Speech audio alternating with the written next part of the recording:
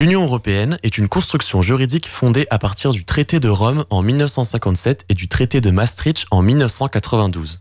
Cet espace politico-économique compte aujourd'hui 27 États membres et a pour but de promouvoir la paix et le bien-être de ses peuples en leur offrant un espace de liberté, de sécurité et de justice sans frontières intérieures. Elle a également pour but de favoriser le développement durable d'une croissance économique équilibrée et pour y parvenir, elle a créé une union économique et monétaire dont 19 de ses membres partagent une monnaie unique depuis 2002, l'euro. L'Union européenne repose sur le droit européen qui prime aux droits nationaux des pays membres. Mais alors, une question occupe le débat de ces présidentielles 2022.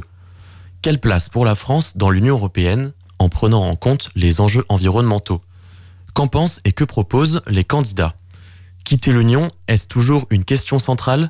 Nous sommes d'abord allés à votre rencontre dans le 12e arrondissement pour savoir ce que vous en pensiez. Vous pensez quoi de la sortie de l'Union européenne ? La sortie de l'Union européenne, non, je trouve ça. J'aime pas comment fonctionne l'Union européenne, mais en sortir, c'est en temps de guerre en plus, là, en temps de trouble, c'est pas une bonne idée non plus. Donc, je suis mixte, je sais pas. Je déteste les instances, comment elles fonctionnent actuellement, à cause du poids des lobbies. Mais en même temps, la quitter, je sais pas si c'est une bonne idée non plus. Donc, j'ai pas de solution, moi. Moi, je suis plutôt contre la sortie de l'Union européenne parce que je pense que c'est une force d'être un groupe, d'être regroupé comme ça avec plusieurs pays. Donc moi, je serais plutôt contre la sortie. Est-ce que vous êtes pour ou contre la sortie de l'Union européenne ? Moi, je suis contre. Contre, toi ? Oui, moi, je trouve que si on s'en va, qu'est-ce qu'on va faire, nous, tout seuls ? Je pense pas qu'on est un. Non, oui. Non, il y a pas mal de choses qui... Oui. On est dedans. Voilà, Ben voilà. Je suis contre la sortie de l'Union européenne. Dans le monde où nous vivons, c'est des grands groupes et que pour faire face aux obligations, on est plus fort groupé que tout seul. Hein. Okay. Un pour tous et tous pour un. Qu'est-ce que vous pensez de la sortie de l'Union européenne ? Je suis contre, clairement. Je pense que c'est très important d'avoir de la solidarité entre les pays d'Europe, d'autant plus en ce moment où on voit qu'il y a quand même un très fort besoin de solidarité, que ce soit économique avec la reprise économique après le Covid ou politique avec la guerre en Ukraine, etc. Cette question de la place de la France au sein de l'Union européenne est bien sûr centrale dans les programmes des candidats et candidates de cette présidentielle. Nous avons parcouru ces programmes, voilà ce qu'il faut en retenir. Philippe Poutou, le candidat, refuse l'idée d'une armée européenne et prône une sortie de l'OTAN. En cas d'élection, il souhaite une rupture avec les traités européens afin de défendre la solidarité et la coopération entre les peuples, à l'opposé de la politique xénophobe de l'Europe et de Schengen. Nathalie Arthaud, la candidate, est favorable à tout ce qui va dans le sens de la disparition des frontières.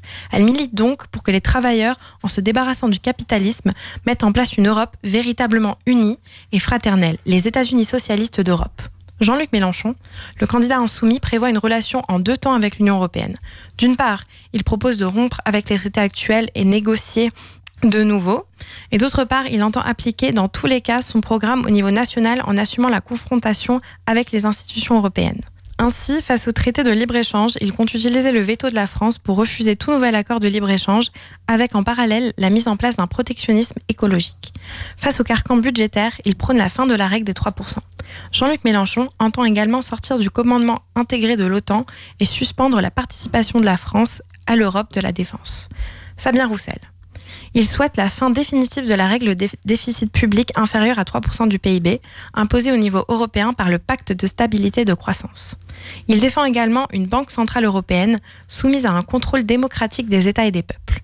Autre mesure phare, la mise en œuvre d'un pacte pour le climat et l'urgence sociale, en accord avec les recommandations du GIEC, mobiliser 6% du PIB des pays européens pour combattre le changement climatique.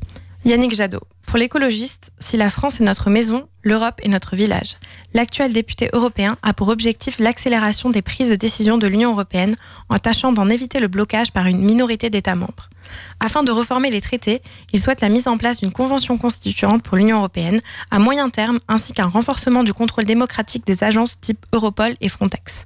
Yannick Jadot prône une Europe tournée vers l'écologie et donc de dédier une plus grande part du budget européen au climat avec la signature d'un traité environnemental européen ou l'amplification du pacte vert. Anne Hidalgo, la candidate socialiste consacre une dizaine de mesures à l'Union européenne dont elle défend la force face au désordre du monde. En matière sociale, elle prône la mise en place d'un agenda social européen, promouvant un salaire minimum au sein de l'Union et l'égalité salariale femmes-hommes. En ce qui concerne l'écologie, Anne Hidalgo compte financer la transition écologique grâce à une TVA verte, tout en soutenant la mise en œuvre d'un mécanisme d'ajustement carbone aux frontières de l'Europe. En ce qui concerne Emmanuel Macron, pour rappel, la France assure la présidence du Conseil de l'Union européenne. Il réaffirme cette vision dans son programme 2022, dans lequel il défend une Europe souveraine capable de peser sur le cours du monde. Il propose d'accroître l'autonomie énergétique de l'Union en accélérant la décarbonation et le déploiement des énergies propres, pour réduire la dépendance au gaz et au charbon. Aussi, Emmanuel Macron souhaite bâtir un métaverse européen qui, parmi d'autres mesures, sera destiné à assurer l'indépendance culturelle et informationnelle. Valérie Pécresse, elle défend l'idée d'une taxe carbone aux frontières de l'Europe ainsi qu'un renforcement de la politique agricole commune. Elle porte également la création d'une grande alliance européenne pour la recherche et l'innovation en termes de santé. Sur le plan migratoire, elle souhaite accélérer le recrutement de 10 000 gardes-frontières de l'agence Frontex, intégrer la préférence européenne dans la commande publique ou encore repenser la règle des 3% de déficit public. Pour en savoir plus à ce propos, vous pouvez réécouter notre épisode centré sur l'immigration publié mardi 5 avril. Marine Le Pen. Ne souhaitant plus que la France quitte l'Union européenne, elle cherche toutefois à faire primer le droit français sur la législation européenne. Ainsi, pour sa politique agricole, elle s'oppose à la stratégie européenne de la ferme à la table, comprise dans le pacte vert.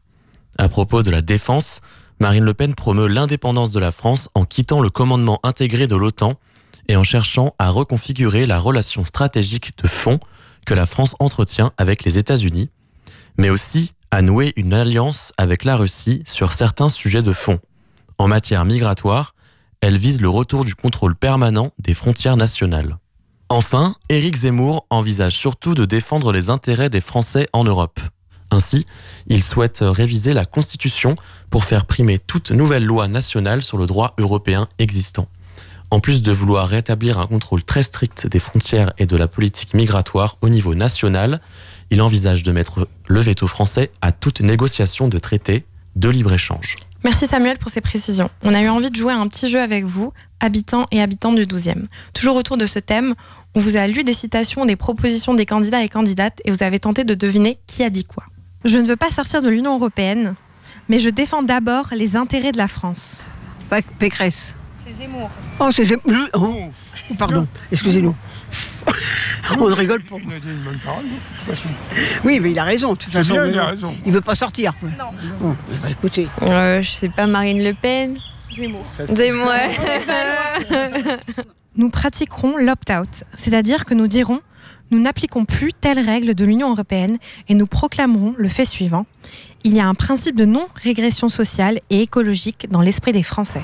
Alors, pas évident. Là encore, ça peut être un peu des deux côtés parce que c'est des gens qui sont a priori pas trop pour... pas trop favorables en tout cas aux orientations de l'Union européenne en ce moment. Donc je dirais que c'est soit très à gauche, soit très à droite. Mais je vais dire plutôt Mélenchon quand même parce qu'il parle d'écologie et de social. Ouais, c'est Mélenchon. Ouais. Okay, bravo. Merci Elisa pour avoir participé à cette nouvelle chronique politique au micro avec moi. Merci également à Yann pour l'écriture de cet épisode, à Marion et à Rona pour avoir participé à l'enregistrement. Merci enfin à Robin, Mathieu et Éléonore pour la technique et le montage. Et n'oubliez pas, chez UGOP Radio, on aime vous donner la parole, d'autant plus pendant cette période cruciale qu'est la présidentielle. Pour rappel, chaque jour cette semaine, on aborde un thème phare de cette course politique avant le premier tour, ce dimanche 10 avril. Demain, on parlera du vote à 16 ans. Faut-il donner la permission de voter aux jeunes de moins de 18 ans ? Sommes-nous, à cet âge, suffisamment matures pour disposer d'une opinion politique et d'un droit de vote ? On vous a posé la question. Réponse demain.